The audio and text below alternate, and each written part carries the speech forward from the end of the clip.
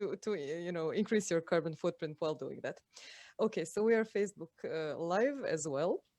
And I will start by now formally also welcoming you to the panel discussion, Are We Carbon Literate? Both to our participants, our panelists, our participants in the Zoom, and perhaps some of the people who are watching us through Facebook Live. This panel discussion is hosted by Association Tatavaka, which I'm leading, and we're doing it in a wonderful partnership with La Révolution Albatros from France, our group Scientists for Climate initiative in Croatia, and the Carbon Literacy Trust from UK. This panel discussion is in fact one of the closing events of the project that we've been implementing since December. For that, we got the support of the British Embassy Zagreb and their climate fund. In that, these very interesting few months, we produced a lot of various podcasts and videos and Kahoot quizzes and comics related to climate change on from different angles. We covered some myth busting, we covered some inspirational stories from different parts of Croatia on the topic of how to direct ourselves on the pathway of carbon neutrality. I would like to continue with introducing our panelists for today. And I would just like them to wave a little bit, just so that they signal that they are there. And also I'd like to ask you to put on your video so just that people can see you. So our opening remarks will be given by Julije Domac, the President of the Energy Transition Council of the President of the Republic of Croatia. Hello, Julia. Then we have Mr. Darko Tot, who is the representative of the Ministry of Education. Hello, Darko. Okay, you're here. Then I would like to welcome also our first international speaker, Miss Helen Walker-Fleming, who is the Deputy Ambassador of the British Embassy in Zagreb, Then next we have our project partner, Representative Phil Corbell from the Carbon Literacy Project. Hi, Phil, from Manchester, UK. Then Anna Rob, who is actually, with one foot in France, in her La Révolution Albatros, and in the other very present in our Tatavaka and the CO2Go project team. Hi, Anna. Then we have Mr. Julien Dossier from La Renaissance Écologique, our final speaker, international speaker, and final introductory note speaker for today. Salut, Julien, and welcome to this panel. So just to start with the purpose of the project that we conducted and of this panel at the same time, we wanted to open up a little bit of space for more meaningful conversation on climate change and on our role in it as humankind, and on the actions that we can take to ensure a safe and thriving future for both for our children and ourselves in some a little bit older editions of ourselves. In the past 100 years or so, as a species, we have increased the average global temperature by 1 degree Celsius. Data of the International Panel for Climate Change shows beyond doubt that the current changes in the climate are man-made. And the scenarios they predict related to the pathways of further increase in temperature rise also they give rise to many concerns. I would say that we face a generational challenge, and that the name of that challenge is climate crisis. So the question that we wanted to pose today, that we are posing today, are we carbon literate, is I would say at the heart of this problem. As people, we form our actions based both on the data that we dispose of, but also based on the feelings that this data actually incites in us, which arise from them. And I really believe that the carbon literacy is the key competence for all of us to have if we want to form an impactful and real and solid response to this challenge of our times.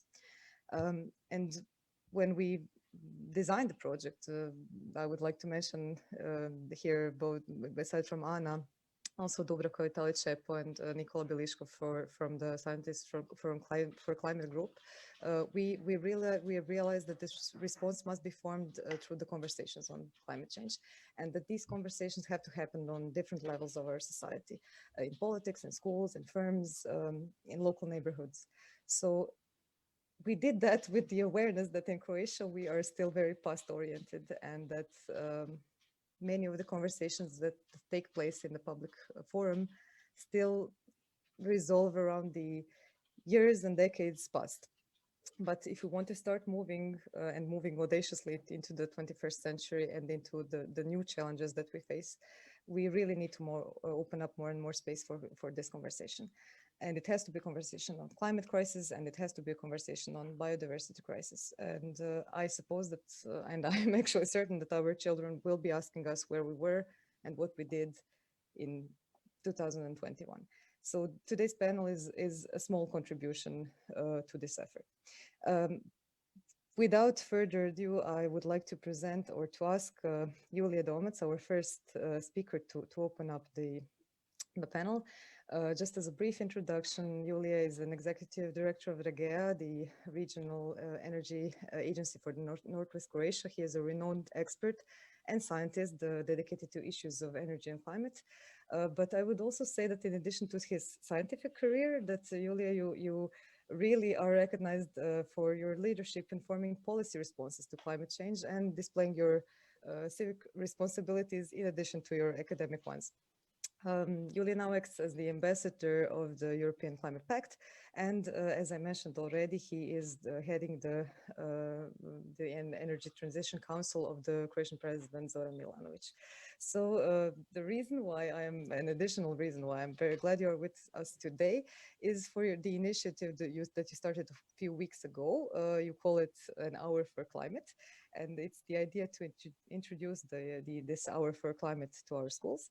So please open up the panel by saying a bit more about that, and maybe a few words about the mandates of the President's Council for Energy Transition in addition to that. Yeah, thank you, Ivana, and good morning, everybody.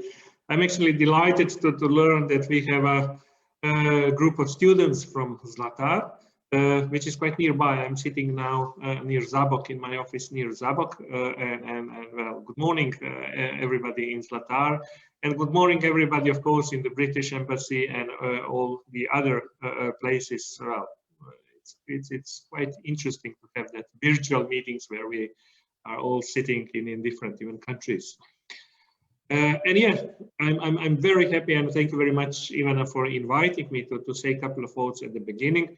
I think it's really important that we think, we learn, and we communicate about climate change, which is definitely the biggest challenge of our time.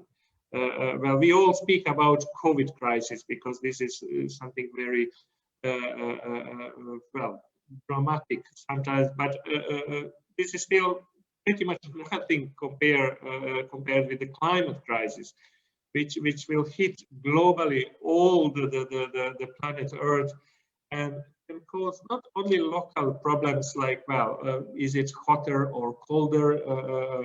Well, it can hit agriculture, of course. We know that it can hit tourism.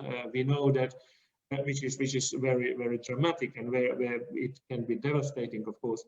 But it can actually change the way we live. It can cause global migrations, and we see in Europe how much we already struggle with it. Without going into the reasons for migrations, but such a global change can actually bring such a dramatic problem that the whole system of global security, which is not the brilliant still, I know that, but the system of democracy in at least part of the world can be damaged. So actually we can cause that. Well, we are doing that. This lovely planet for which we don't have a alternative can be actually converted in a complete chaos and devastated place where it's going to be impossible to live. So this is why I think it's very important. This is why I accepted to speak this morning to you, and this is why I compliment the organizers for having such initiative. And yes, as Ivana said, I'm having a privilege to advise President Milanovic about energy and climate. We initiated that Energy Transition Council, and this is for the first time ever that Croatian president has an advisor on energy and climate, which is a positive side. A couple of weeks ago, that initiative Ivana mentioned about an hour for climate in the schools, that was a part of a broader initiative, and the whole special session we held in Croatian Parliament, where we invited experts, but also our Minister for Economy in charge for energy and climate, colleagues from the Parliament, where we discussed climate ambition of the Republic of Croatia, and where we produce quite a comprehensive list of concrete conclusions. And that concrete conclusions were sent yesterday to the Croatian government, to all parliament members, to the ministries, and in that conclusions, and well, it was very strong recommendation to introduce that hour for climate. This is a part of that conclusions. I had a chance to speak with our Minister of Education in the meantime, Mr. Fuchs, and I'm happy to report that he actually already accepted that initiative. So we are going to work together on the content of that hour. Some colleagues in charge for that, of course, in the ministry, should now find the time in the busy agenda of our pupils where and how to fit in that hour for climate. But this is all very encouraging news, I would say. And well, maybe one of the last sentences this morning is a quote which I wanted to share with you. It's a quote of the famous writer Chekhov, who wrote that knowledge is of no value unless you put it into practice. And I think we generated quite a lot of knowledge already. And the whole EU Green Deal is actually a huge success for the scientists who have waged a decades-long battle to make global warming a central concern. So we are getting there. It's not the European Union, it's the UK, it's the US now, they are back in the Paris Agreement. It's even China, Korea, Japan. Obviously, from political point of view, we made a change, we have the knowledge, and now we need to deliver a concrete action, and we need to make a change. I'm still rather optimistic, although there is a big work still to be done. But this is why I think it's good to speak about it. It's good to educate, especially our young generation. And this is why we will continue to fight for the climate. And well, for the planet of Earth, it's worth to fight, definitely. So I wish you all very pleasant day and great panel this morning. And I hope to meet, well, most of you in live sooner or later again. Thank you very much. Thank you, Julije. I do hope that we will be able to meet live and maybe to play the Climate Collage somewhere on the green. That would be a very nice way to bring this the ideas that we will talk about today into the next step. And I absolutely agree with you on what you said, that knowledge without action is actually something which just amounts to the words on the screen or the words on the paper. However, we are lucky to have with us today Darko Tot from the Ministry of Education. I met Darko, I think, 7 or 8 years ago when I was working at the volunteer center in Zagreb.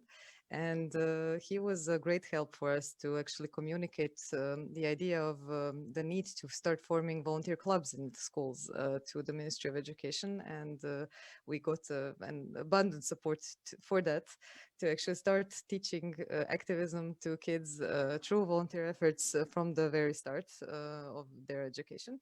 And actually, to say that, I think it's also fair to say that Darko is the usual suspect when it comes to bridging the gap between the formal education and the initiatives on behalf of the NGO sector. And he's been doing that in his role as the employee of the Agency of Education and Upbringing, and today as the representative also of the Ministry of Education. So Darko, please say a few words from your position and what your perspective as the representative of the formal educational system is on the topic of education on climate change.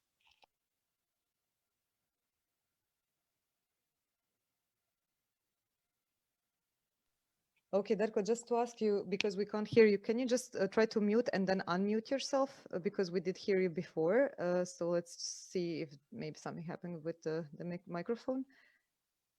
No, okay, we still can't hear you. Then I will do this. Can I ask you to just log out and then log in to the meeting again?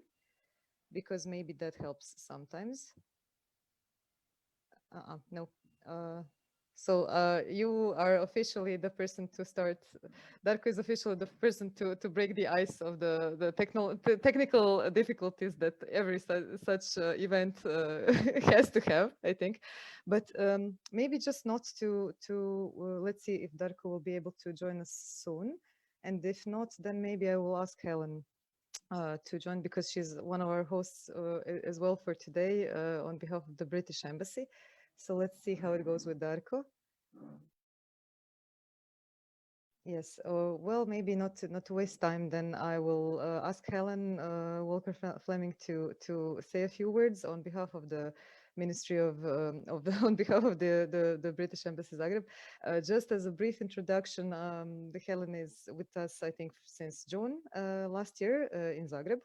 But you have abundant experience as an envoy to the United Nations, and you were working on negotiation on behalf of the UK government on the topic of human rights, which I think is very closely related to the topic of climate change, and you have been doing that for very many years. So I think that you will have a very interesting perspective to share with us today. So please, as a donor and as a partner in this project, say a few words, and then we will see if Darko is back, and we'll give Darko the word after you. Okay? Thank you very much, Ivana, and thank you to Tatavaka for the invitation. It's a real pleasure to be with you and everyone today. We're delighted to be working so closely with you and other colleagues in Croatia on the issue of climate change. I mean, maybe to explain a little bit why this is such a focus for our work as the British Embassy here in Zagreb. The UK is hosting COP26, as many of you will know, in November in Glasgow. Now, that's going to be an incredibly important international meeting. John Kerry has called it the last best chance to avert the worst environmental consequences for our world. So as the UK government, that's a huge responsibility. And we really want to get that right and do everything we can to make COP26 in November a success. A big focus of it will be, making sure we as states and countries make good on the commitments that we made more than 5 years ago at Paris, so that we can, as John Kerry says, avert the worst consequences. So that's the kind of context for the UK. Here in Croatia, as the embassy, we started a sort of green campaign in December, which marked 5 years since Paris. And we've been trying to work one of the aspects of what we've been trying to do is this sort of awareness raising on the sort of climate change piece. As previous speakers have said, it is the greatest challenge facing our world. I think there was an opinion poll that said, I think 21% of Croatians identified it as such. So there is awareness, but that can always, be enhanced and improved. So we feel it's really important to work across society. So with the general public, with NGOs, with business, with government, because everyone has their role to play. So some of the things that we've done, we've tried to be as creative, especially in the COVID environment that we're in. We branded a Zagreb tram, the number 13 for those that are in Zagreb, partly to promote public transport, electric vehicles, and it's got a barcode where if you scan it, you can get to the COP26 website. We hosted an event with partners where we did some screening of David Attenborough's A Life on Our Planet, because he's a bit of a national treasure for the UK, and he is someone that we feel really eloquently puts forward these arguments and does so better than many of us in government could do. So that was a really great event. And we've been trying to do as much as we can through social media, podcasts. You were referring earlier, to Ivana, to the Facebook Live quiz, the Climate Collage, which I must say is harder than you might think. If you think you know lots about climate change, you try the Climate Collage, it's not. So I think we all, no matter how good we are, can improve our climate literacy. And we created a climate fund, which Tatavaka was successful at, so to kind of support local initiatives of climate change awareness. And the fellowship program as well that you mentioned was a chance for those from different walks of, different professional walks of life in Croatia to come together, make those networks and learn a little bit more about the issues. One really exciting thing we did was we had what we call Green Tech Hackathon, where we had a sort of prize of some money that people could come who had innovative ideas on technology, on how we could help address climate change. And then the successful winners were those that had something called make sure I get the name right, Go Green Ozonator, which is some technology around water pollution. And so it's a chance for them to have a little bit of money to help kickstart that idea and give them a little bit of support and profile. So those sorts of grassroots tech solutions are so key, and that was a really exciting thing. So I'll stop there, but those are some of the things we're working on. We are always open to ideas, and we're really keen to work with others. And our social media, please do follow us on our social media, engage with us, yeah, we look forward to hearing the rest of the discussion today. Thank you, Helen. Actually, you're not alone in saying that it's not an easy game, the Climate Collage. I was pleased to hear from Nikola Biliškov, when he played from the Institute, Roger Bošković, when he played with us for the first time. I was thinking, okay, he will be bored, and then he commented on how he learned a lot, in fact, and he actually managed to put all his very specific but also very wide knowledge as far as Nikola is concerned into a nice scheme, which actually illustrates what the process of climate change is. And it really is an excellent educational tool, which Anna will tell you a little bit more about in her speech. Just to check, Darko, can you say something just to see if is it okay now? Great. Okay. Resolved. Thank you.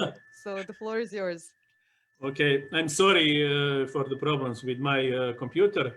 Dear ladies and gentlemen, dear colleagues, I'm really honored to greet all participants in today's panel discussion on behalf of the Ministry of Science and Education. Also, I would like to thank Ms. Ivana Kordić for the invitation. And also I would like to inform all participants as well as the colleagues from secondary schools who are part of this project and who are participate in today's panel discussion that the ministry supports activities related to education of sustainable development as well as the climate changing. I would like to stress that the ministry is recognized the importance of continuous professional development of the teachers concerning the sustainable development as well as climate changing, and I would like to announce that in April or May, according to situation with the COVID-19 pandemic, that the ministry will open a public call for the projects who are prepared by the civil society organizations in the partnership with the elementary and secondary schools. And I also see a lot of space for potential cooperation between the ministry, civil society organization, as well as elementary and secondary schools in the concrete projects related to carbon literacy.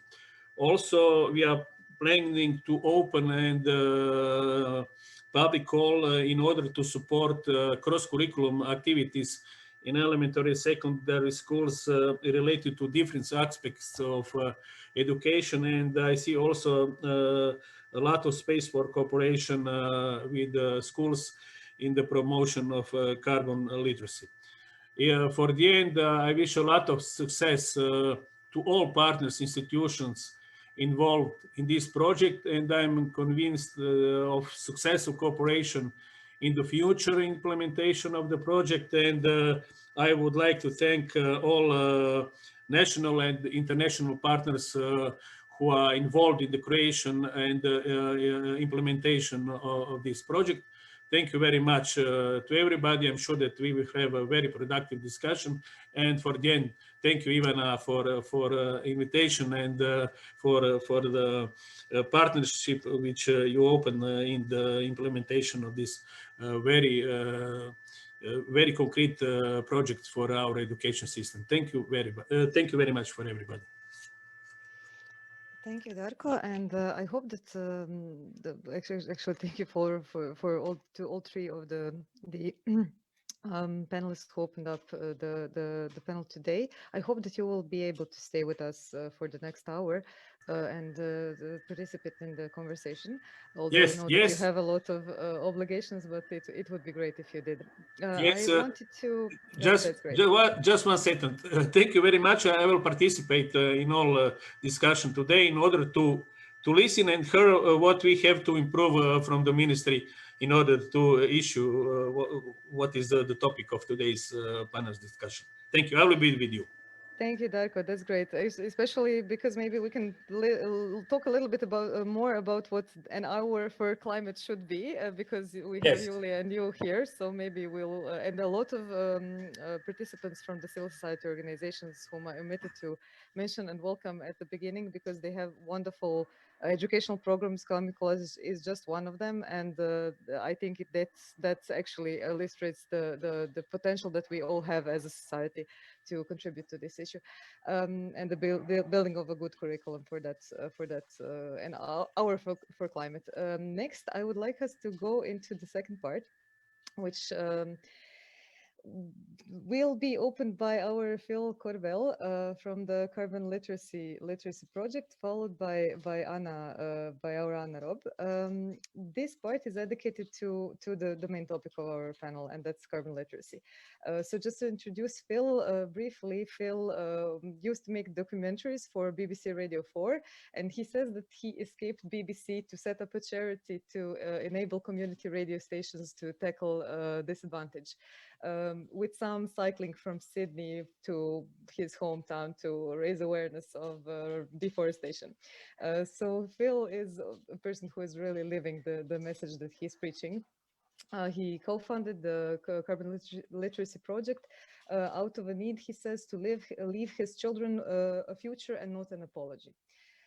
The way we found carbon literacy is a very interesting one. In fact, it was through the city of Šibenik, with whose representatives we cooperated in the course of a project called Sea Change, funded by the Urbact. And they told us there is this great NGO in Manchester. We went there before, of course, it was before this whole situation.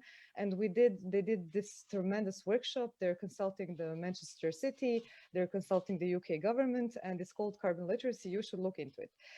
So Anna, as entrepreneurial as she is, contacted Phil instantly, and that's how our conversation started. So to give Phil the word, I would just say and his introduction. with the some very impressive data. 17,000 people have been by now certified as carbon literate through the Carbon Literacy Trust, and they're coming from 12 different nations. So we are happy to be becoming, the lucky 13th, and it seems, as Helen mentioned, that the number of the tram is also 13. So it seems that we have this number following us, and we hope that we will get accredited in the next month or so for our first carbon literacy standard curriculum. So Phil, please, the floor is yours, and say a few words about why it's important to be carbon literate. Thank you, Ivana. I now have to live up to that introduction. It's quite a challenge. Thank you. First off, I'm going to do some slides in a minute, but I am one of those tourists. I've been to Croatia for a few summers, and I really want to be there again. I'd love to be there now, and let's hope that that happens. So let's do that embarrassing hiatus while I attempt to share a screen. 1 minute. What I'm going to do is go through some of our rationale. Ivana, could you nod if you're seeing a screen there? That's great. And now we have to get it to try to move. There we go. Okay, that's us. So yes, I'm going to go through a little bit of why we're doing what we're doing and a little bit of how in 10 minutes. But really, I just want to open up the potential for questions later on in this session. So that's us. We'll start with this date. I'm sure a lot of you will be going, hang on, what was going on there? Well, this, of course, must have been all over your news on that day. And meanwhile, elsewhere in the country, this. And I mean, this epitomizes, needless to say, Croatia is not alone in experiencing these extreme weather events that are clocking up already due to climate change. So we must ask ourselves, do we want more of this? Really, no, we don't. And is this all to do with a small minority of our population? Is this just something to do that concerns environmentalists? No, of course it's not. It's about all of us. We make a challenge in our training to say, is there an aspect of your life or your work that is not affected by extreme weather or would not be? Of course, this is all about us. There's another aspect that we seek to address with carbon literacy, that you need to get people behind your plan. This is fact-based policy and action. Its foundation is on having some facts presented to you, acknowledging their truth and relevance, and everyone getting on board. But if you don't get people on board with your plan, you get this. We're living this with the pandemic, this sort of illiteracy and conspiracy madness that's driving the pushback on COVID action. The parallels are all too strong. So, climate action. It will affect everybody, but we've got a choice here. Is it something done to us, or is it something done with us? And we have a choice, and we know how much better it's going to work and how much better it's going to feel if we are all on board. And this is another thing that carbon literacy is trying to resolve. Another aspect is this. If you're starting something new, since when do you only look at its supply, the thing that you are creating? You have to look at the demand as well. This is just common sense. The UK government has a fantastic official advisory group called the Climate Change Committee. They present 5-yearly carbon budgets for the country, aligning us to our Climate Act, this amazing legislation we have driving the regulation on this. And they said, with their 6th budget report, it will not be possible to get close to meeting a net zero target without engaging with people, or by pursuing an approach that focuses only on supply side changes. We have to engage, we have to build demand for action. Also, we have to ask, why train people? Is it not enough to promote and communicate? No, we say we have to train because of this. Yep. And it goes back to our friend here. You don't send untrained people to fight a crisis. This is a crisis. Other aspects of why we train? Yes, of course, the pandemic, with other speakers have noted previously. We now know nature will kick us if we kick it. And this idea that we're living a fast forward version, perhaps a smaller version of what the climate crisis could do if we don't tackle it. And of course, we can't self-isolate from climate change. In business, I think businesses are waking up to this. Customers are ahead of businesses, many businesses on this. If you're in a supply chain, your clients will be wanting this as part of their drive for a lower footprint. And regulation is catching up. Wherever the regulation's coming from, regulation is moving really, really fast on this. So we have to keep up. Oh yeah, and this. I hope I'm speaking to an audience that doesn't like hurting people, you know? And when we mess up on climate, personally, or on a larger scale, we're hurting people. No one wants to do that. And we have to mobilize if we're going to resolve this. So that's some of our rationale. Some of us then, we started back in 2009, Manchester devising its first climate action plan, and we identified an engagement gap. We have the technology, we have the policies, but really are people on board? We have all these solutions, but without that engagement, is it going to happen? So I piped up and I said, well, we need Manchester to be carbon literate. And everyone went, yes, we do, definitely need this. And it became a big goal of the city's policy, and we started building it. I won't go into the detail, but we started building this thing from that point. And now, Ivana's already mentioned, you mentioned that we've, actually, I'll come back to the numbers in a minute. But yes, we're growing like mad. Often in the green world, I think we expect people in the environmental world, we expect people to come to us, adopt our values, our culture. Carbon literacy absolutely doesn't do it. We take it to where people already are. This is absolutely essential to the success of carbon literacy, that we illustrate the relevance of the climate crisis to people's existing priorities and values. So we use a frame. Sorry to be cheesy about this, but yeah, we frame the crisis around people's existing values and priorities, so people immediately understand why it's relevant. So we do this with a framework for a day's worth of learning. Its core ingredients are that it's consistent, the bits that work are always there, but it's always flexible enough in terms of style and content that it lands with people. It also has to grow like mad. We're small. There are about 11 of us in the Manchester office when we have an office again. But our ecosystem is now pretty huge. So it's scalable and anyone can do it. If you know your climate stuff and have done a bit of training, you can deliver carbon literacy training. And it's very much about growing your own capacity. Get on, train your colleagues, train your neighbors. And it's not about pushing things aside. This project exemplifies how we're hoping to complement, to enhance some brilliant resources in terms of the Climate Collage, and how it's the first time we've embedded such a great existing system into our system. It's a good adventure for us. So the definition, this is what it is. And some experts help us put this together. An awareness of the carbon costs and impacts of everyday activities and the ability and motivation to reduce emissions on an individual, community and organizational basis. Let me quickly pick this apart. Awareness, yeah, okay, we've got the facts. I'm going to use that Chekhov quote, by the way. It's excellent because yes, this is it. Knowledge without action, what's the point of that? So we have ability, which is our action, but actually the third part of that, awareness, ability, and motivation.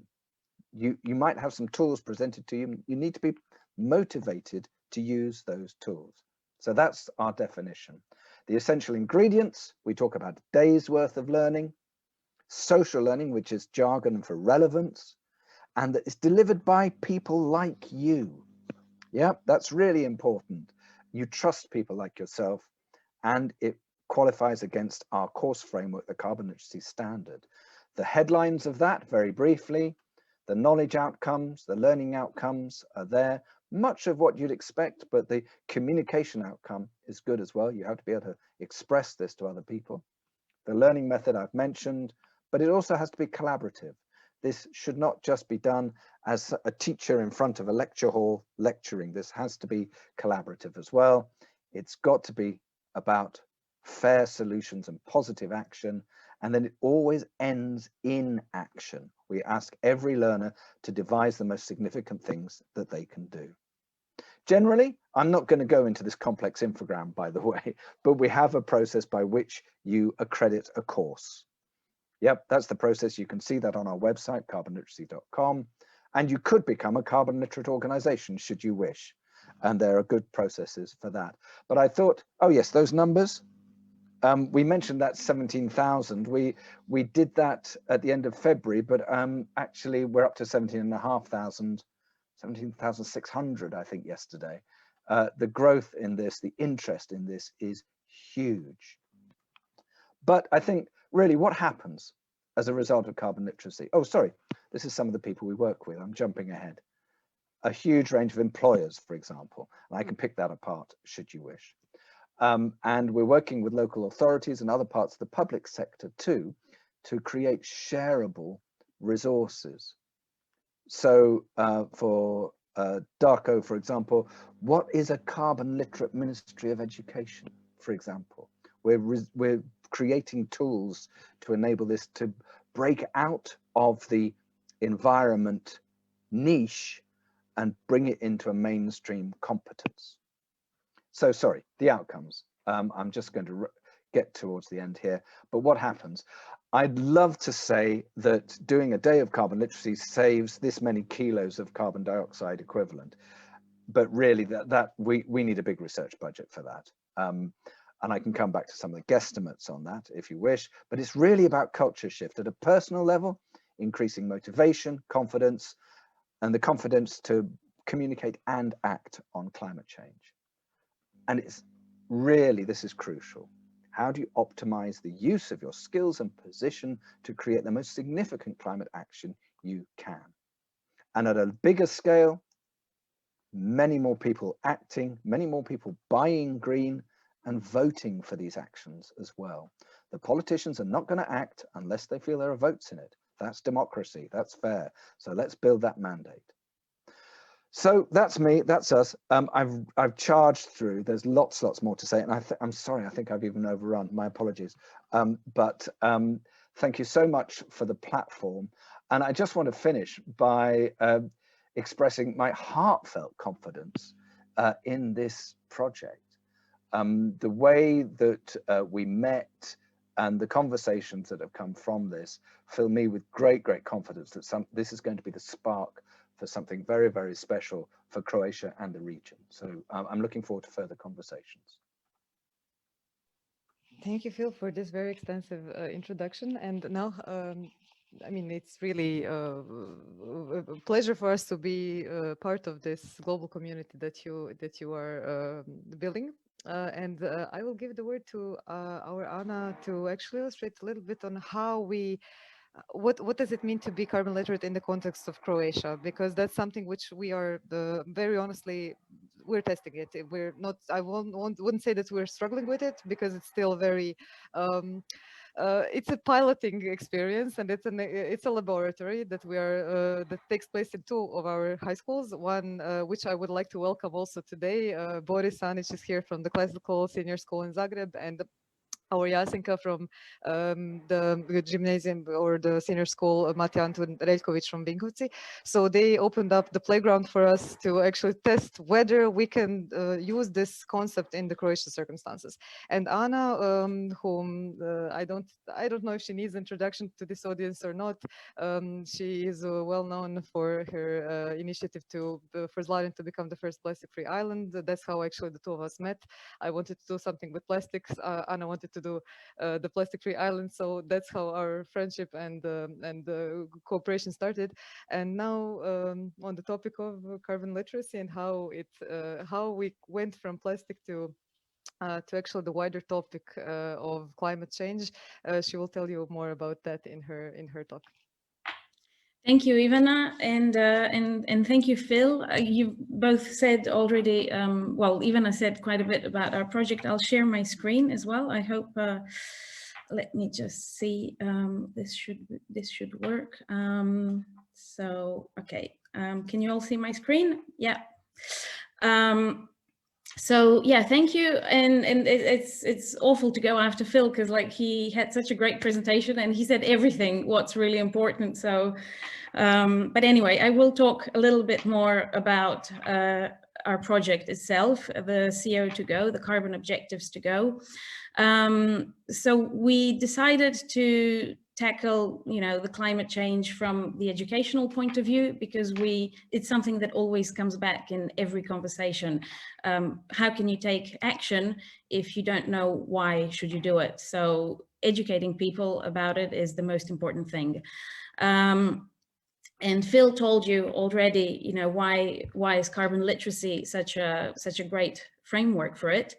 And so here on this slide, you can see on the right is pretty much the carbon literacy standard that we're trying to live up to, and on the left is the different tools that we embedded in our course, and we're testing them to see whether it can work or not, or whether we need to adjust some things.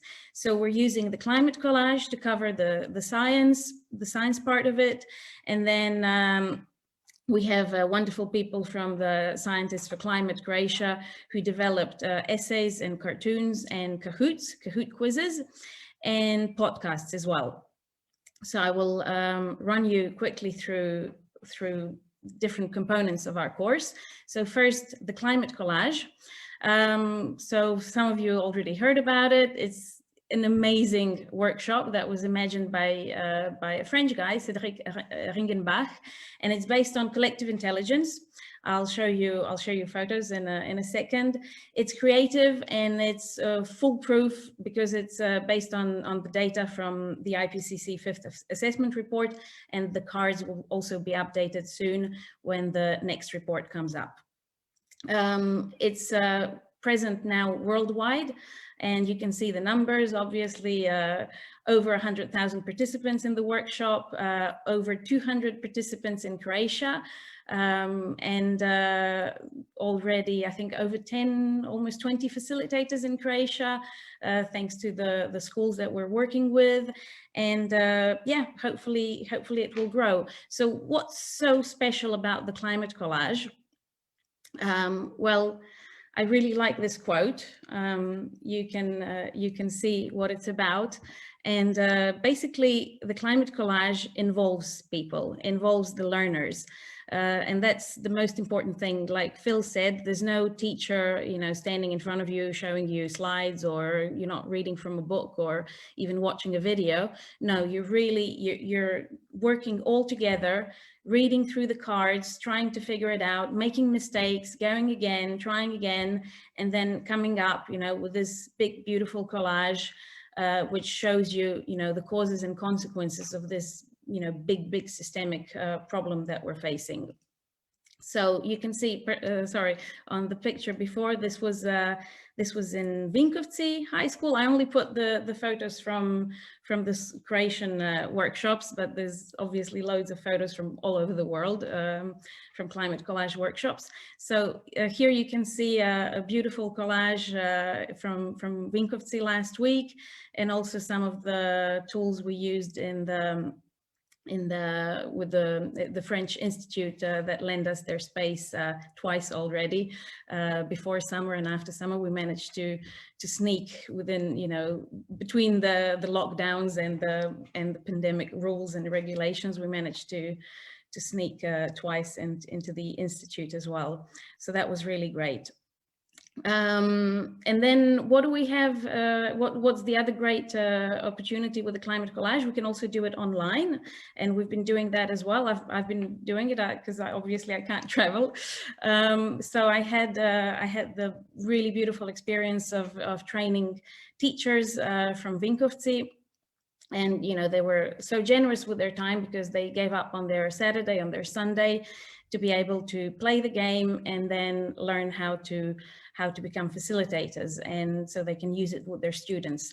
And when we do it online, it's really easy. We use this tool called Mural, and people generally like it. Obviously, it's not the same as when you do it face to face, but it works really well as well. And then what else did we do within this project? So we, as Ivana mentioned, we created some cartoons that we were sharing on social media. Professor Paul, that was our Nikola Bilishkov, who is behind the essays that were the inspiration for the cartoons. Then we created Kahoot quizzes. These are just some of the samples. We have actually seven Kahoot quizzes for schools to use. So that's a really fun way of learning, and just, you know, making sure that actually what you learned during the collage or during you know, while reading the essays or you know, while discussing it with your fellow students or teachers, you can also do the Kahoot quiz in the end. And then finally, the podcasts were quite important, because in the podcasts we're actually showing the good practices of, you know, what actually exists in Croatia and what can inspire students and teachers alike, you know, different initiatives that exist and what maybe they can implement in their community. So this was just a little sample of what we did. So obviously I'm repeating a little bit what Phil already said, but, you know, why is it important for the students to go through this? Because they will acquire new skills, notably through the Climate Collage, because it's such a unique workshop. I think, you know, anybody who does it once, they really fall in love with it, because it's, you know, when you see it once, you just get it. You know, you get the, what are the, well, you know, obviously without going into details, but you really get this systemic picture of climate change. You feel empowered because you actually, you know, finally get some, you know, real tools on, okay, you know, there's a problem, but what can we do about it? And I think especially, you know, after this year of the pandemic, and for our younger people, I don't know, I don't have the numbers for Croatia, but in France, there's been an 80% increase in mental health problems for children as young as, you know, adolescents from 12 to 17 years old, with suicidal thoughts, really, you know, very, very difficult situations. And I think it's extremely important to give them something to make them feel empowered again, because they lost a lot. You know, they lost on liberties, they lost on you know, being able to meet with their friends, to do activities, do sports. So I think this is something really which can be a very powerful tool for them to take it and say, right, okay, let's do something, let's do it all together.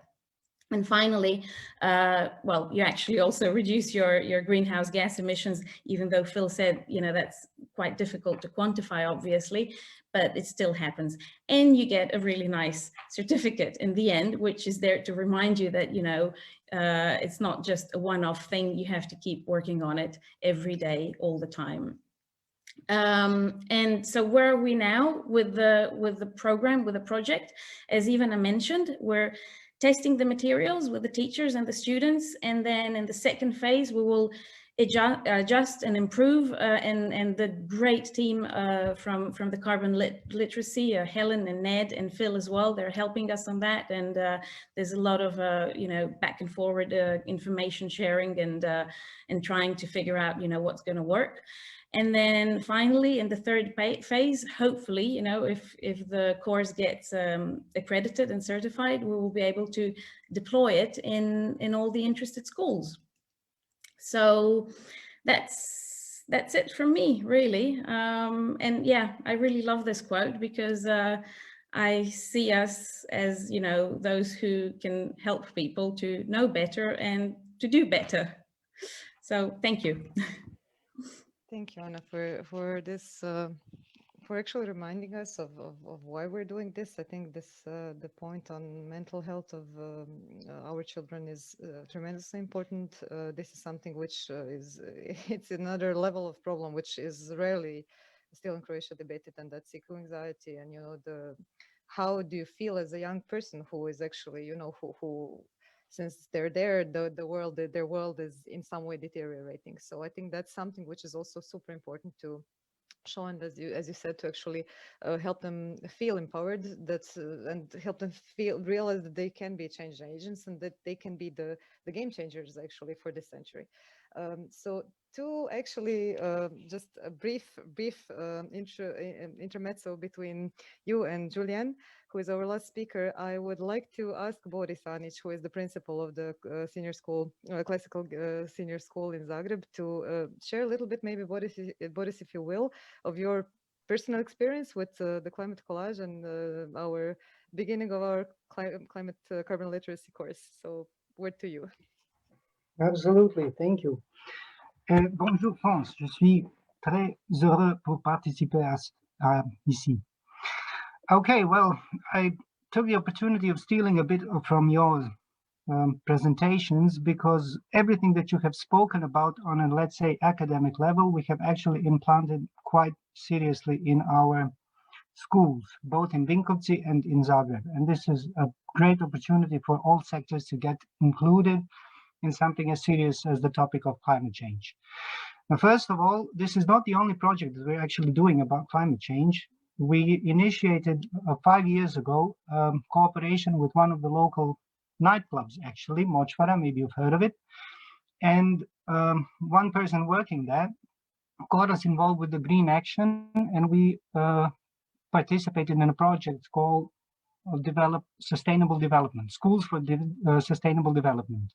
And then later on, from a completely different channel, this idea came along with the Climate Collage, which of course does not quite work if you're a principal and then you say to somebody from a school, you must do it, because it doesn't work quite that way. The people who want to participate in this really need to want to do this. If they don't, then automatically you'll gain something which is kind of an added load on you, and this is something that you might say no to. Rather, we had some very cooperative teachers who took on them sort of the role of bringing this into the school. They said yes, where somebody else might say no. We had a couple of meetings at first, and then we had one climate collage for our teachers who would be interested in seeing what it is about, to prepare them to maybe implement this in their classrooms. And we did this. They loved it. Now I'm going to share the screen sort of to say what exactly happened. Had I known that this would be like this, host disabled participant sharing screen. Okay, then I suppose I cannot do that. You can by all means do so. Now but I cannot. I can do this now. All right, thank you. Do you see this? All right, so what happened is, this is our school magazine, which is online, right? The magazine of the students of the classical gymnasium in Zagreb. They made, so once you implement such a program, the students have many advantages of this. First of all, they participate in activities which are directly related to some project. They go to visit some places. They have lectures, workshops, and things like this. And also, sometimes and occasionally, they have concerts like these, right? So a band playing for the purpose of promoting the schools of sustainability. Later on, we've got the Climate Collage, which is right here, right? So promoting this particular item in our school, and this is what it looked like. This is from the teachers meeting where we participated inside, and the main advantages. This is the biology teacher. This teacher is philosophy, ethics, and Greek language. This one is politics and economy. All of them have seen an advantage in doing this piece of work. So once you see it from the school's perspective, all the topics covered by this one piece of paper on which you put cards is something that every single teacher can add some particular information related to their subject, but not in the sense of what you said before, kind of a teacher standing in front of the classroom and then telling the materials. You are adding to something that the students have produced themselves. In that, this climate collage is relatively cheap. And I don't mean this in the negative sense, but in the sense of preparing the materials. A couple of pens, a couple of papers, a couple of cards. This is not too expensive to kind of make. And later on, you've got the students participating in this. We haven't done that yet, but we will soon have. So this is all from the teachers meeting. And then later on, we got this into the classroom. A couple of teachers, as a consequence, decided next year to change the schedule in such a way that their biology classes in 2 parallel classes, let's say the 3rd year, can have lessons one after each other, so that they can add the classes together if the epidemiological situation will be fine, and that they cover 2 classes with 1 game in several groups and everything that can be done, because this takes a bit of time.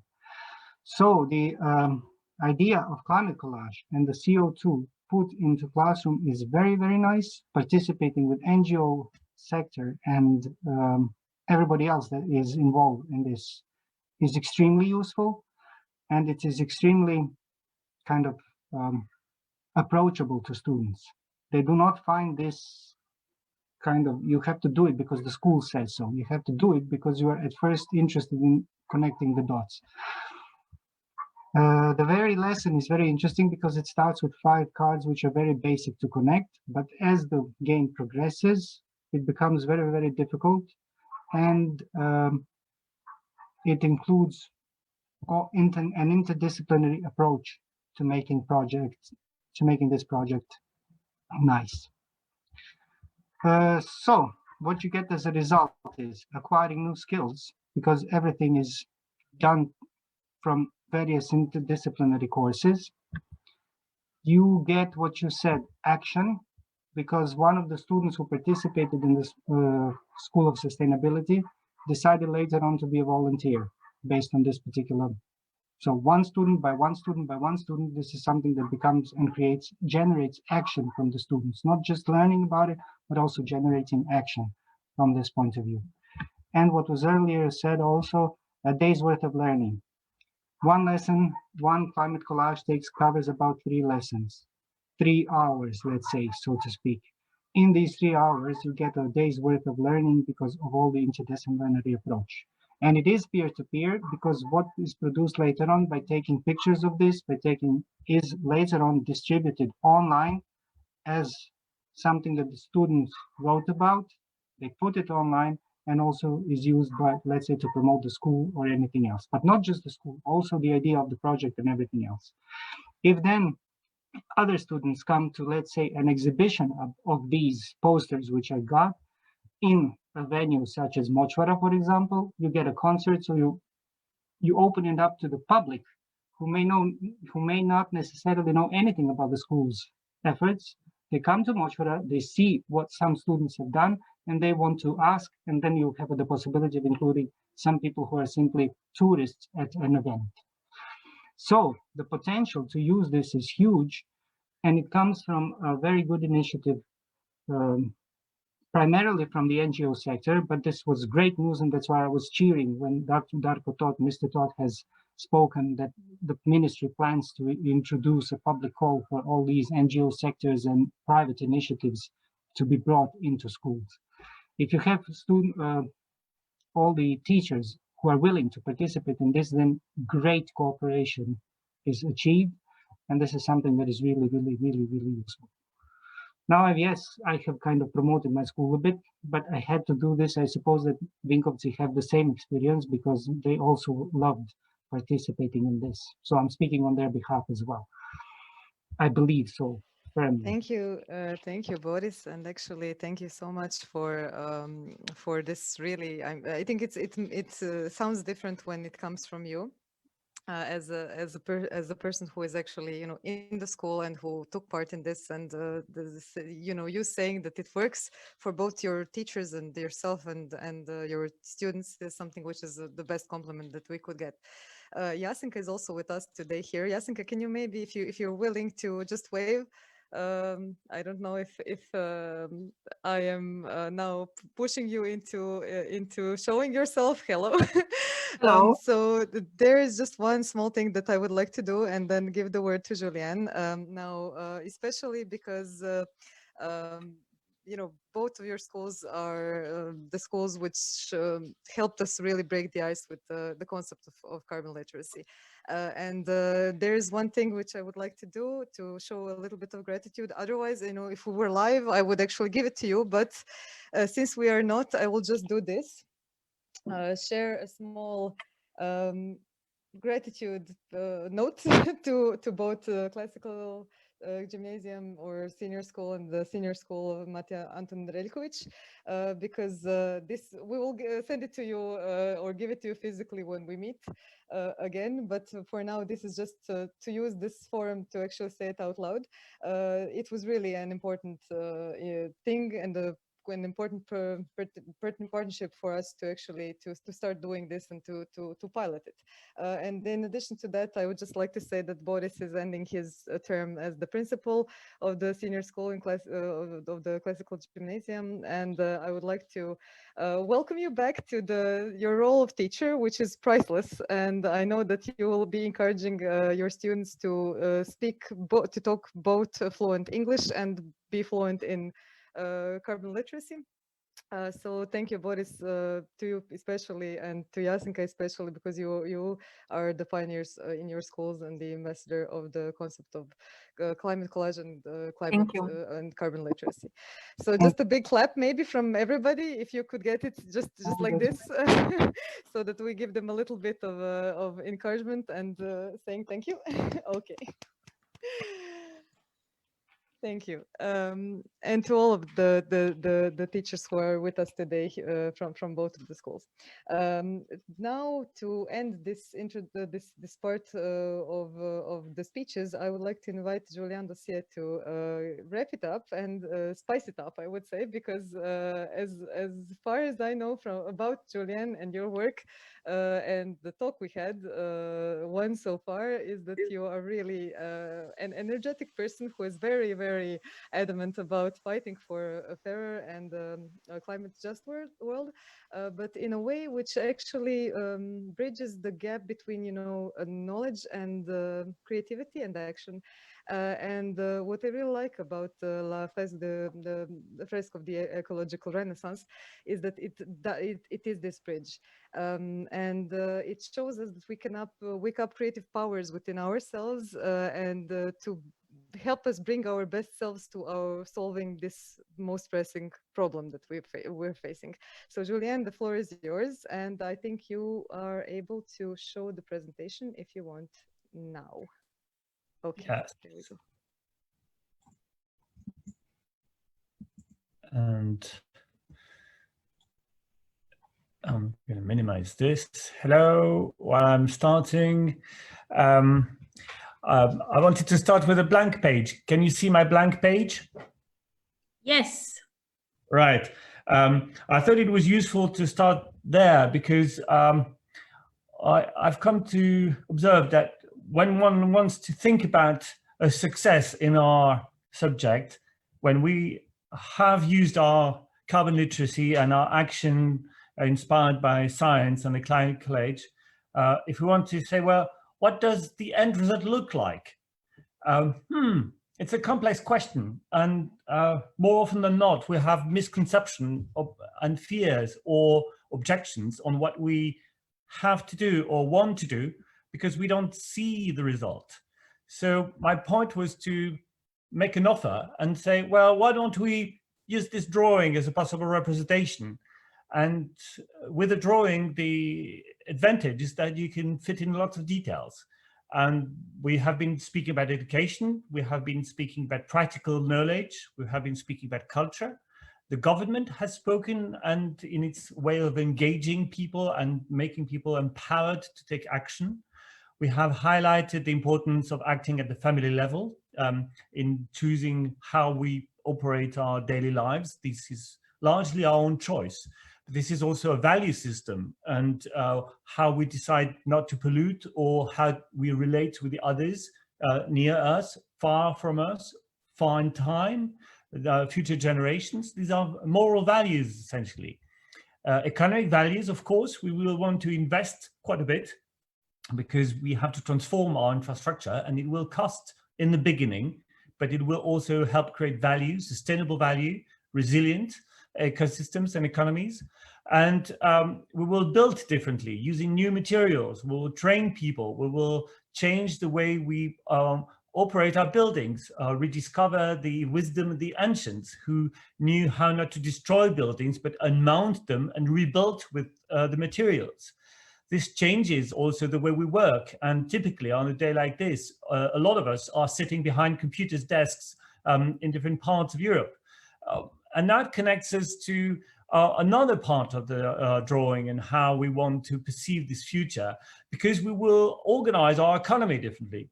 We will shop differently, both organizing the trade and our consumption patterns and behavior. That will change the way produce will be delivered and how we will also cycle to work rather than take our own cars. Eventually, we will be in a position to change our factories and the large industrial processes that are currently polluting, but have to convert to different processes now. Our government is at stake here. And if you can't read the text, I will read it out for you. It's walk freely and toe and seal for as long as a commune will protect. Sorry, I'm going to read this in French because I haven't memorized the English translation. So, cheminer sans peur et librement, so walk free and without fear, travailler et semer tant qu'une telle commune maintiendra ce bon gouvernement. Work and seal for as long as such a commune will maintain this good government, you will be protected from harm.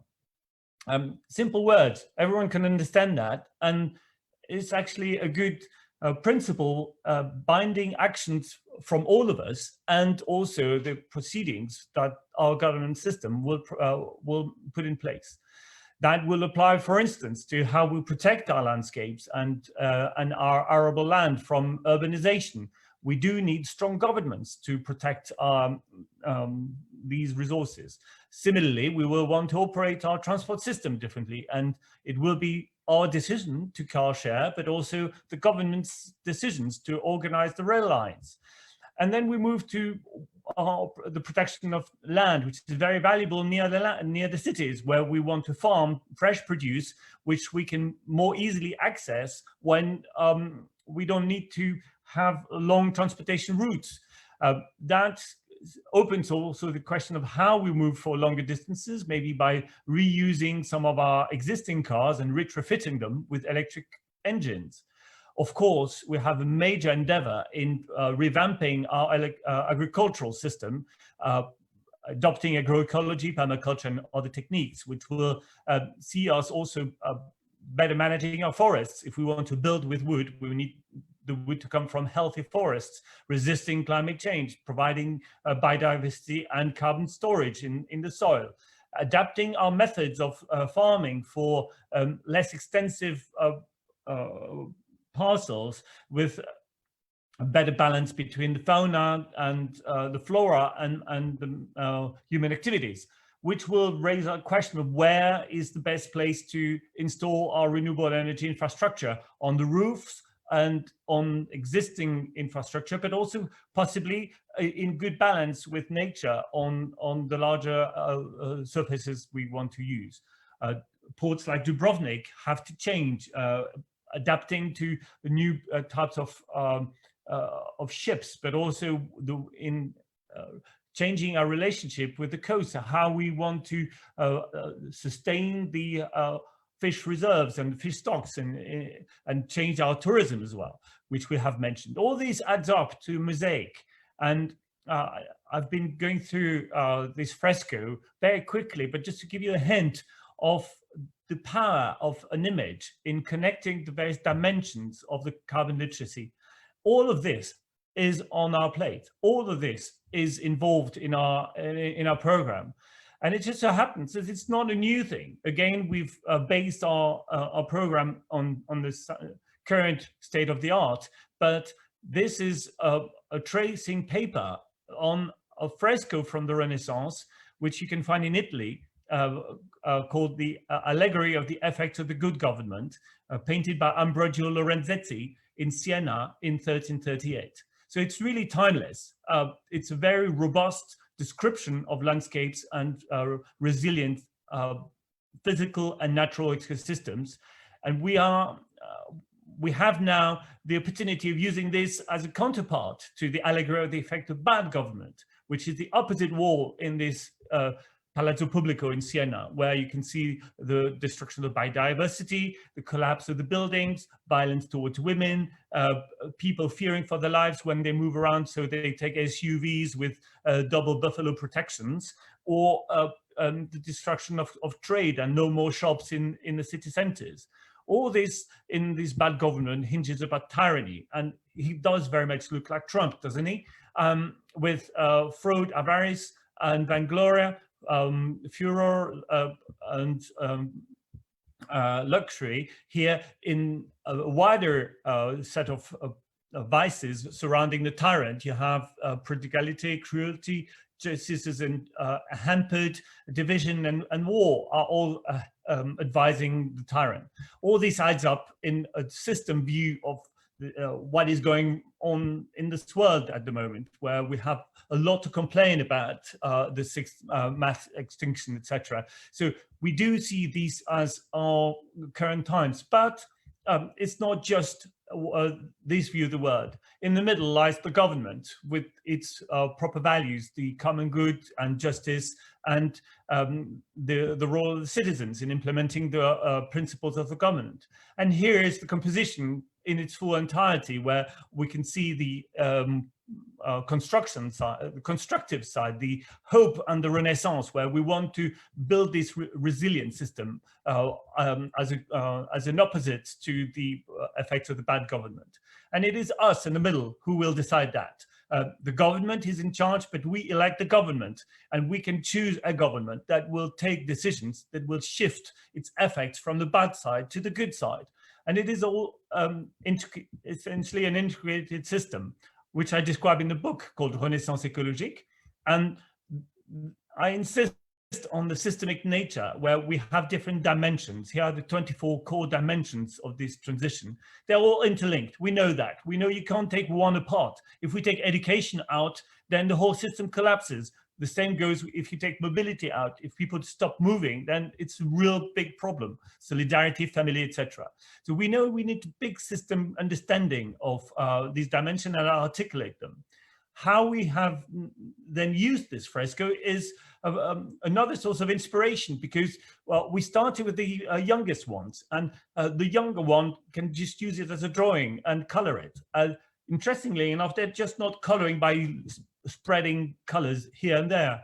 They see there is meaning in the drawing and understand the importance of the components of the drawing. And they, the older ones add their understanding of what lies ahead. And yes, when you see the ocean today, you fear for submersions, for storms, for hurricanes, but they do see this as an opportunity to have fun and add a surfer on a big wave, like in Nazaré. So we have used the fresco as a system template for the citizens picked up at random for the Citizen Assembly, the Climate Citizen Assembly. And they were happy to have this joint up vision of all the briefings they had received on all sorts of dimensions. It's very hard in the climate, in the carbon literacy, to adopt all the dimensions and absorb that level of information. So you need help. We've used that with students from 12 to 18 who then use the fresco as a basis for school projects with their teachers. We have used the fresco in Benin, in Africa, where it's being used as a template for the transition in Benin, and it's a support for the oral transmission. Because it's an allegory, we can use the template for the storytelling of the transition in a very different environment. It works. And here we have used it with corporates, helping them draft their vision for 2030. We have used them with public servants who were designing their mission for land management across one of the French departments. We have used it with senior civil servants in getting their mission updated with the climate crisis. Here are philanthropists or climate activists in the same gesture. So unifying people is possible with this. The fresco has traveled to New York, has been used as well as an advent calendar, where we've been providing video sessions explaining each of the constituents. And we have fun with this. Our point is that if we want to get going, a friend of mine called Tristan Stewart said, we have to organize better parties than those destroying the planet and attract people. Let's be more fun, because let's be frank, it's frightful and properly worrying to face such a daunting challenge, and we may fear for a failure. But when we get going, when we get started, when we do empower ourselves in acting, look at what happened within a year. Her face changed. Greta's surged as a global persona, and she led not just her own change, but 8 million children marched on the streets on her impetus. And that's what we can do together. We can join our forces here across Europe, but elsewhere as well. Having this global story that we can then adapt in each of our respective areas, use the fresco for carbon literacy across the spectrum of society. All of us can take part, and we all have our place in this. So that's what we do with the Renaissance écologique. Oh, that was just thank you, Julien. brilliant. You wrapped it up very nicely. Thank you so much.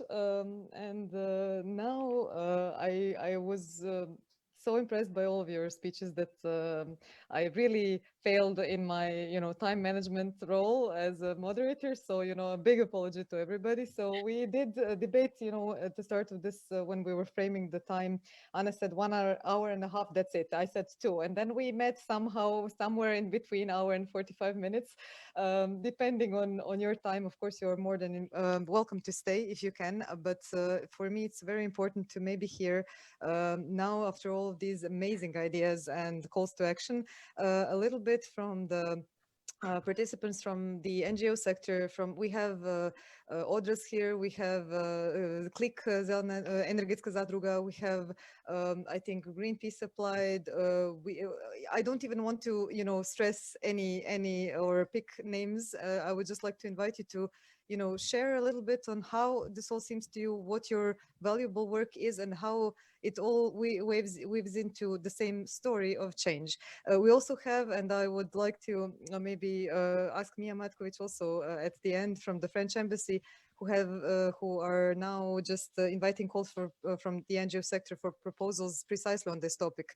Among 3 main priorities is the topic of climate change in their call for proposals. So there are some other interesting ideas to hear from the audience, and without further ado, please join in and lend us we lend you our ears, you lend us your words.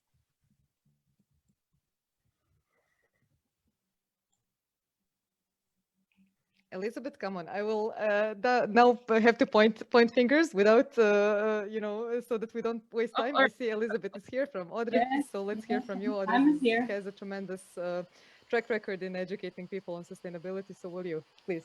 Yeah, good day to all. Thank you for inviting me. This is a great discussion.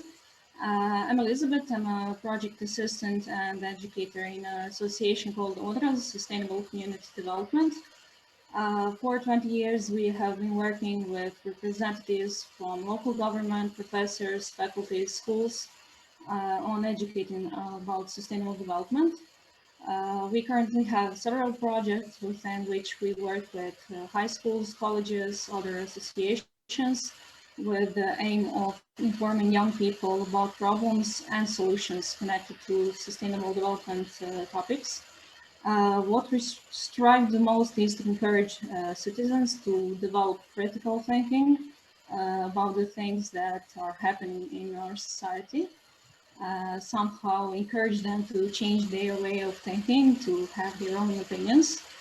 Right now, we have a project called Think Sustainable with 4 schools and 3 associations. We educate youth about volunteering and sustainable development. Volunteer actions are organized in each school. We created educational package with various quizzes and presentations. We introduce them to examples of good practice from our society, but also from other countries. Because the most important thing is to make them aware that they can change something in their lives, at least. Of course, they can't change the world. It's even difficult to change something in our society, but we need to educate them how to get involved in community, make them aware that there are lots of great solutions in their neighborhood. In the last couple of years, we are also teaching about sustainable development goals. SDGs give us an insight into their topics that should be covered in education with youth, from gender equality to sustainable economic development. And as already mentioned in this discussion, educational system needs to cover all areas that are already included in the SDGs. So that's the short description of our activities. You are more than welcome to visit our webpage or Facebook page. We are very active on social media. Thank you. Thank you, Elizabeth, and very active in informing NGOs on all the tenders that are in place to finance all of this. Odraz is a very, good resource for all of us to actually keep ourselves updated on innovations in the topics of sustainability. Thank you, Elizabeth. I see Veljko from Satellite is also raising his hand. So, Veljko, would you like to come in and share your thoughts? Sure. Thank you, Ivana. Thank you, everyone. This has been amazing. Really a privilege to have heard so inspiring little sharings of big things that you have been doing. I think this is all immensely important, and I'm impressed by the variety, but also I'm impressed by how, even I guess this is something I should thank you for, that we have started from the government and then back to Julien, finished with the government, in this spirit of, turning education into transformation that can be seen in the field. I think this is immensely important, and I see that myself in my life and my work. Like 50% of my time is devoted to education for sustainability as part of the Satellite team. The other 50%, I'm a practicing architect. So, when you're looking at what is built and how, you can really get a cross-section of what works and what doesn't, because everyone is included in it. Private people and communities, municipalities, all the way up to the government and beyond. And big money is involved. Vested interests are involved, and these can be tough to crack. And we really need to educate ourselves as political citizens to be able to do that. And one of the things in Croatia that is very peculiar about this is Croatians have no trust in the state because of historical reasons. The state has never been for the people. The state has always been using the people. And this is a big problem that we see, because we do workshops with local communities, we do workshops with schools, and we do a lot of workshops with teachers. And it can be really frustrating for people to get on board of something like climate action or education for sustainability if somewhere in the back of their minds there is this fear that everything that they do will actually be hopeless and useless when they come into the field of real world and the relationship with the state and the state-run companies. For example, in Croatia, the national company that deals with electricity has been hindering the possibilities for citizens to invest in renewable energies. It seems like there is a cartel behind it sometimes. and there even might be, I don't know. But it's so difficult. We need to change this so that, you know, when we educate, we don't seem like hypocrites. Talking about a future that is so far away from what people are experiencing in their lives, in their communities. Absolutely. And absolutely right. I'm really, really grateful for every opportunity to learn from people like you who have been including this element of different dimensions of real life in the way that you approach educational practices. So thank you. It's been inspiring. Thank you, Veljko. Your work is inspiring as well. Veljko, as an architect, he's working on the concept of eco-villages a lot and about really practicing sustainable living, and not only teaching, but teaching through permaculture, teaching through building permaculture in social relationships as well as in our social infrastructures. So that's something which is, I follow your work and I really admire it. So thank you so much for joining us. Phil, actually, would you like to comment? I would like to maybe just ask Phil to share the comment, and then Ivana Shatrak, if she's with us here, because something which Veljko said inspired me to invite Ivana to talk, because she's from Križevci and she's working on precisely on the civic solar panel. Now I'm totally, I swallowed my sentence. She's working on this civic owned solar cooperative. Thank you so much. Yes.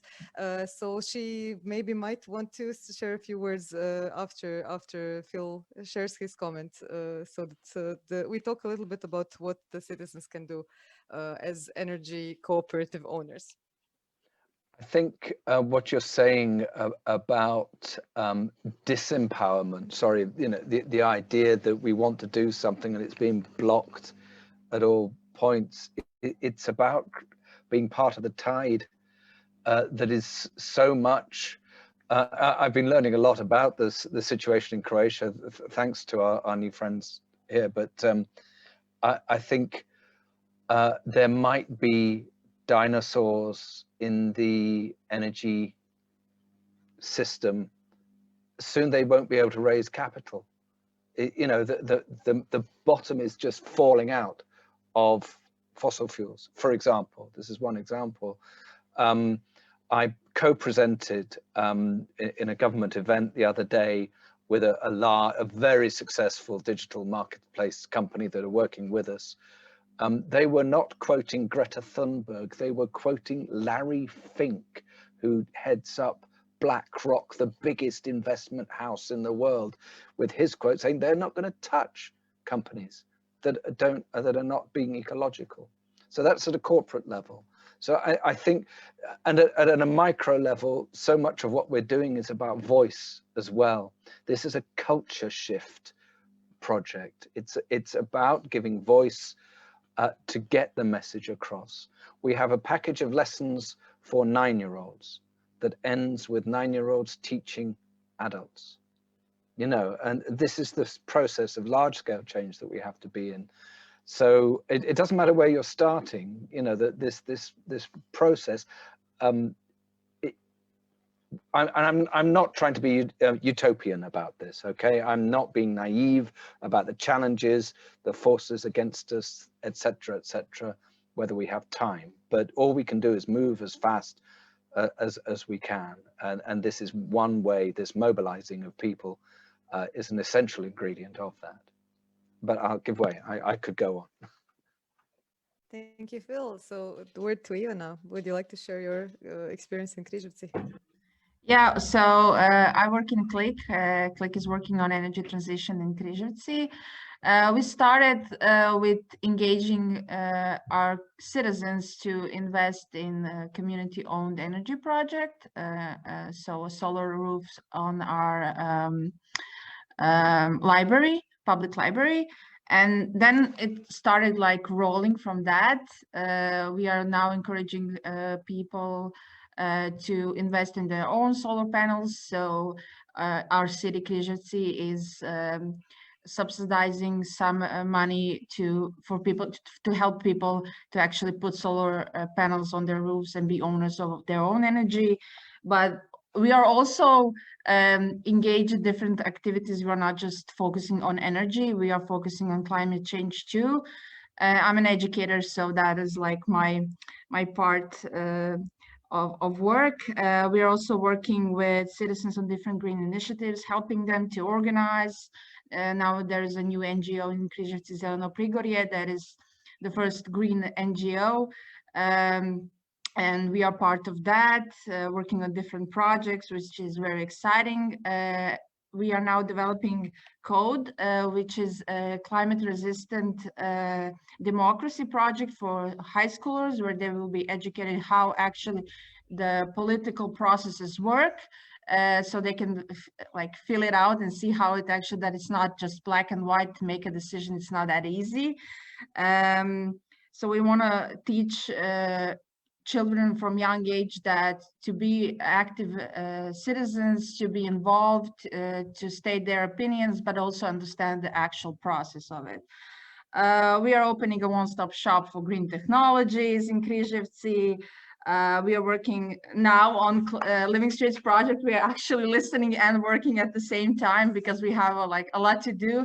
We're trying to do it zero waste, so we are using old cardboards to make a suggestion boxes. So we're trying to be really be an example of how things should be done and not just like preach. So yeah, we're doing a lot of things. So I don't even know what other things I can say. I can say there's one, so many things that we are doing. Yeah, that's a brilliant thing which happened, and now I see Jasna is raising her hand, so please Jasna, come in. And there was a connection which we made through the British Embassy Fellowship on the topic of education on climate change, and actually we made a podcast with Ivana in the course of our project precisely on this topic, which Jasna shared on her social network. And then what happened, I think yesterday, Jasna, was that one of the people from one of the political parties running in Zlatar is actually decided to she contacted Jasna, and please tell the story of what happened next and how the government becomes responsive sometimes, at least in election times. Yes, and hopefully after I share my thoughts on the subject that the government is planning to introduce, that Mr. Tot talked about, they will follow. So the leader of one of the political parties called me yesterday evening after she saw the interview, and she was inspired by the content and what the girls do there in Click, and she said that she will include some of their work into her program for the local elections, for the coming local elections. So I was impressed by that. But as I said, yesterday lobbying, and as we concluded at the program that we were on, maybe when we impact on the local government and the government in general, maybe the big change and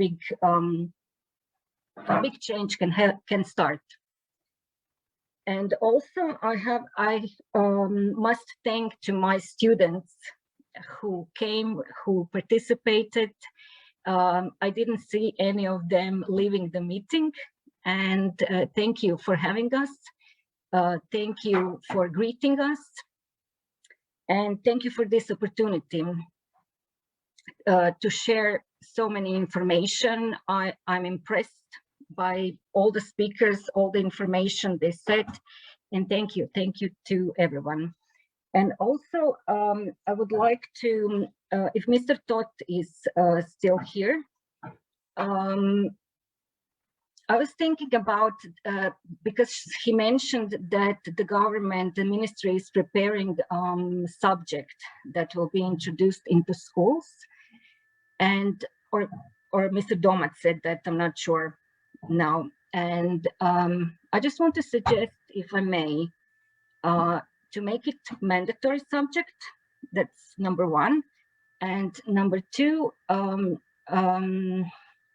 leave assessment out of it, because you know how our students are.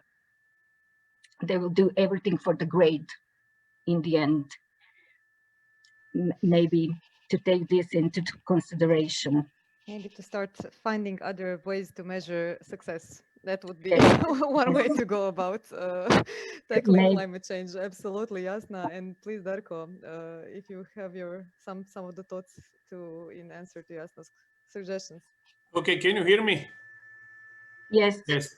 I was listening the discussion during today's panel discussion, and I was surfing around the web page of the ministry, and if you will go to the search, and you can find public announcement for Darko, you can maybe post it to the chat. If you copy it and post it to the chat, then it will stay there. Okay, and I will pick try. up the links afterwards, and we'll send you to. We'll publish it on the Facebook page so that I will have try. It, I will try, because sometimes I have problems to put on the chat. Sometimes I'm working something wrong, but I will try. Or I will send you to your email, and you can put on the chat and inform to all our colleagues. Just for information, if you are going to search, and if you will write Ministarstvo znanosti I obrazovanja, izvan nastavne aktivnosti, okay, extracurriculum activities, you will see the projects which we supported in the last school year. It was around 2,100,000 kunas, and it was for 184 projects in elementary and secondary schools. Why it is important to say this? Because last year we first time opened the public calls to the schools, and they have opportunity to apply for the projects. You will see the amounts. It is between 1,500 euros and 3,000 euros per project. And if we are talking about the subject related to environment, education, climate changing, you know that during the curriculum reform, that it was approached that all these cross-curriculum aspects of education, civic education, environment protection, health, that the decision was that we are going through cross-curriculum approach. It is important that we have open big discussion about this, because it is very hard to follow what is going on the local level, as well as some experts who would like to include environment protection as a regular subject. It is very hard how we will give scores for this, how we will evaluate, because in many cases it is related with a system of values, activity, proactivity, but how we can evaluate and give the score for this subject. And then maybe we can discuss one more time about the approaches. But in many cases, what I was following, that environment protection, health, civic education, it is going through cross-curriculum approaches. Thank you. Thank you.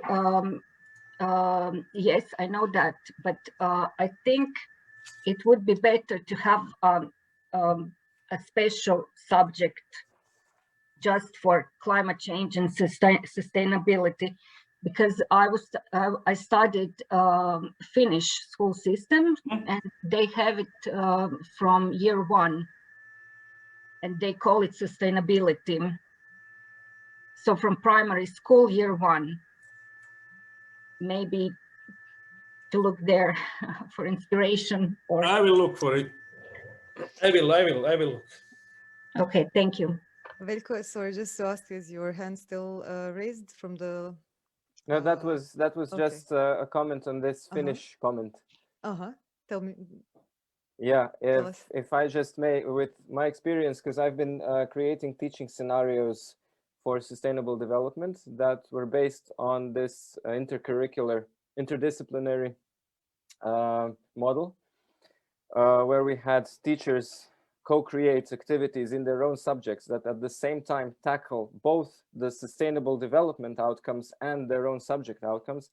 I think it's actually a better model than the Finnish one, because in my personal opinion, I respect the Finnish education immensely, but in my personal opinion, we don't need experts on sustainability and experts in all different niches as much as we need experts on a mission of sustainable development, which means that everyone who is doing their own expertise in various fields of humans endeavor needs to, exactly what Julien is showing, need to work together and need to do it because they want to create a regenerative culture and a regenerative human presence on this planet.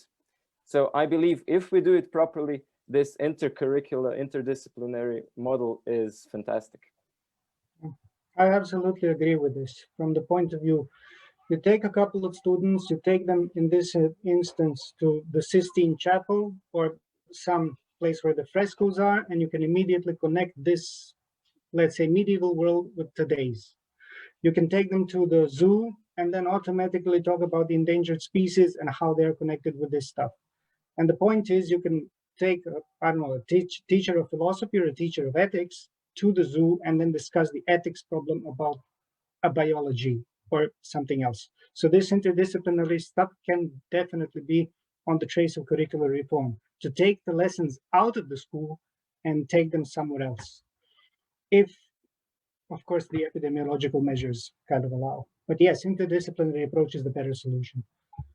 And I think maybe Julien has something to come in with on this topic. Yes, well, on this subject of the curriculum, I've had very productive meetings with the French Minister of Education, where we were seeing a potential in using the fresco in many ways. And as you were just saying, it's a helpful tool to bring in together different fields of knowledge and create a system view and stop the silo mentality, which is hurtful in terms of ecological policy. So we have this opportunity. And then it's also a way of building knowledge. And that's another point I wanted to bring to the curriculum, because you can start with a fresco with age 3, and you just learn to use a pen and draw on it. And that's learning. And then you learn to name things, and you learn to write things. So you can write on the fresco, and you can use the fresco as a way of learning languages, because once you know what's a car in your own native language, you can say, oh, how do I say car in English, German, or French? And if you are invited to tell a story on the fresco and you want to use this in another language, say, and you see what you want to tell, and so you're induced to practicing. So it's a way of learning languages.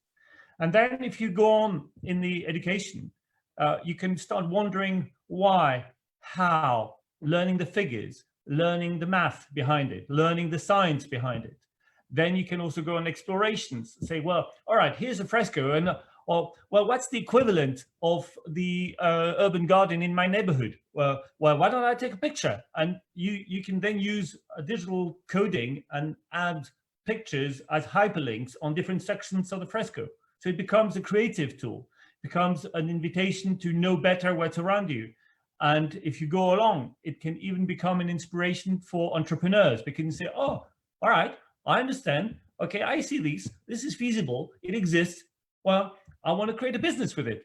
And boom, you can go to the bank, and the bank knows the fresco and say, oh, right, you want to do this? Well, here it is. Here's the lending, and go on. And we can all demultiply the effort. And one of the things I wanted to mention is the fresco speaks all languages. So why not think about using it as our lingua franca in Europe? We have, I mean, we talk about European construction. Where's the map? It is here. And if we have a joint vision of what we want to build together in Europe, then maybe we will build something that actually holds together and works. So we have an opportunity on April 18th. It is the 70th anniversary of this Steel and Coal European Community.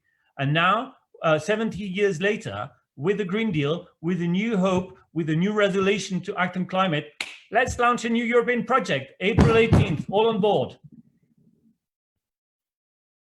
Julien, you are absolutely right, and I think we will all do this. I think this is just, as they say in Casablanca, beginning of a beautiful friendship, all in all. So thank you all for. I think we could just continue talking for hours on end. But it's actually very interesting. But we will end at 5 to noon. 5 do 12, as we say in Croatia. It's 5 minutes to 12, indicating that the time is now and pressing, and that the situation is urgent. It's been an honor for me to actually hear all of your thoughts. I would just like to address or to get your attention to the chat where Mia Matkovic from the French Embassy posted the link for the upcoming tender that you might want to look into and apply to. I hope that this is really just the beginning of our conversation, because this is something which needs to be happening more and more in Croatia. And I want to see, Phil and Julien coming to Croatia. I know that Anna will, but I want to see all of you guys here. I want to see us drawing frescoes at one.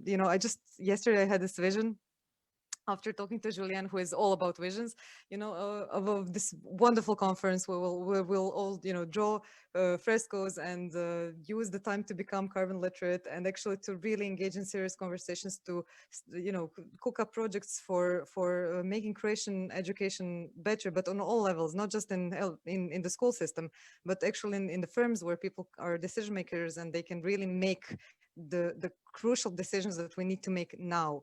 So this is something which is a challenge, and for me, I always say that for me, the outcome is uncertain. We might succeed, we might fail. We don't know what will happen. But one thing for me is certain, and that's I will definitely spend my years surrounded by wonderful, inspirational people such as yourselves, and that's a privilege in itself, and that's already a win in itself. So thank you so much for your time, for all of you who gave us, well, almost 2 hours for of your time on this Thursday morning. I wish for you, very nice ending of the working week. Thank you for all the panelists. Thank you, Anna, for helping me to, wrap up the concept of this talk. And I wish you all best from Zagreb to wherever you are at this point. Bye. Bye.